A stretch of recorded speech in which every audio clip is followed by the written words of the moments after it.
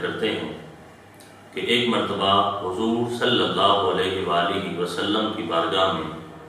بہت سارے غلام اور بہت ساری باندیاں مال غنیمت میں آئے، تو میں نے حضرت سیدہ فاطمہ زہرا رضی اللہ تعالی عنہا سے کہا کہ آپ اپنے بابا سے جا کر کہیں کہ ہمیں ایک باندی اور ایک غلام دے دیں، آپ بھی کام کر کے تھک جاتی ہیں اور میں بھی تھک جاتا ہوں، تو ہمیں ایک باندی اور ایک غلام کام کے لیے دے دیں۔ حضرت سیدہ فاطمہ زہرا رضی اللہ تعالی عنہا آپ تشریف لے گئیں حضور سید عالم صلی اللہ علیہ وآلہ وسلم سے ملنے کے لیے۔ سیدہ ام المؤمنین عائشہ صدیقہ رضی اللہ تعالی عنہا کے حجرے میں، لیکن اس وقت حضور صلی اللہ علیہ وآلہ وسلم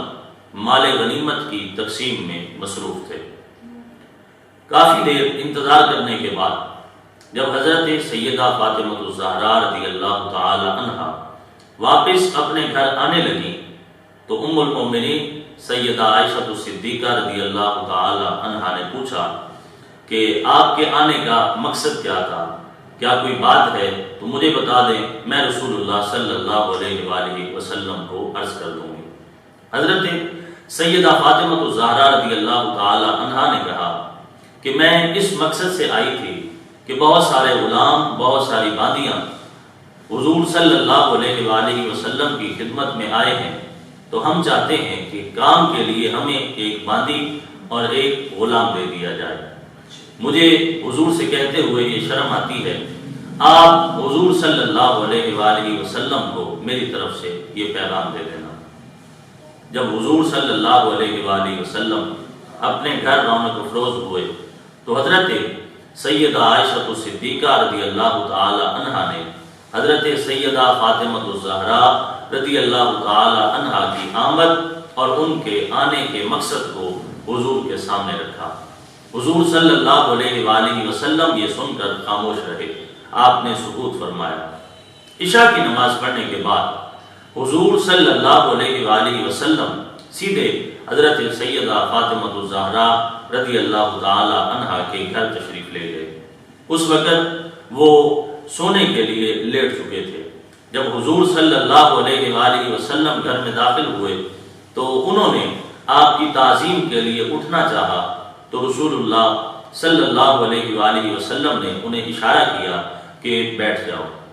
پھر اس وقت رسول اللہ صلی اللہ علیہ وآلہ وسلم بھی ان کے ساتھ بیٹھ گئے، تشریف فرما ہوئے۔ تو آپ نے فرمایا، بیٹی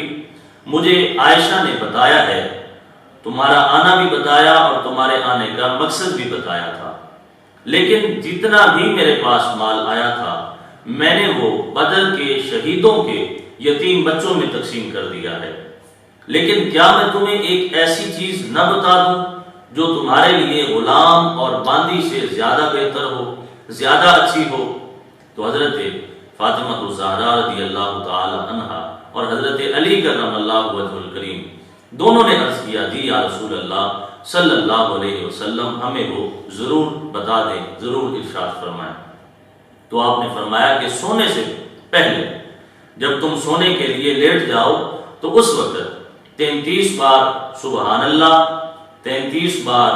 الحمدللہ اور 34 بار اللہ اکبر پڑھ لیا کرو۔ فرمایا تمہارا یہ وظیفہ تمہارے لیے غلام اور باندی سے کہیں زیادہ بہتر ہے، کہیں زیادہ اچھا ہے، تمہارے سارے دن کی تھکاوٹ کو دور کر دے گا۔ حضرت علی کرم اللہ وجہ الکریم فرماتے ہیں کہ جب سید عالم صلی اللہ علیہ وآلہ وسلم نے ہمیں یہ وظیفہ بتایا تو کہتے ہیں اس وقت سے لے کے اب تک ایک بھی رات ایسی نہیں گزری جس رات کو میں نے یہ وظیفہ ترک کر دیا ہو۔ فرماتے ہیں میں ہمیشہ یہ وظیفہ کر کے سوتا ہوں، اور اسی وظیفے کو تسبیح فاطمہ کہا جاتا ہے۔ یقیناً اس تسبیح کو اور اس وظیفے کو جو حضرات کرتے ہیں اور باقاعدگی کے ساتھ ان کا یہ معمول ہے تو اللہ رب العزت کے ہاں ان کے لیے برکات کثیرہ ہیں اور انہیں بہت ساری برکتوں سے نوازا جائے گا۔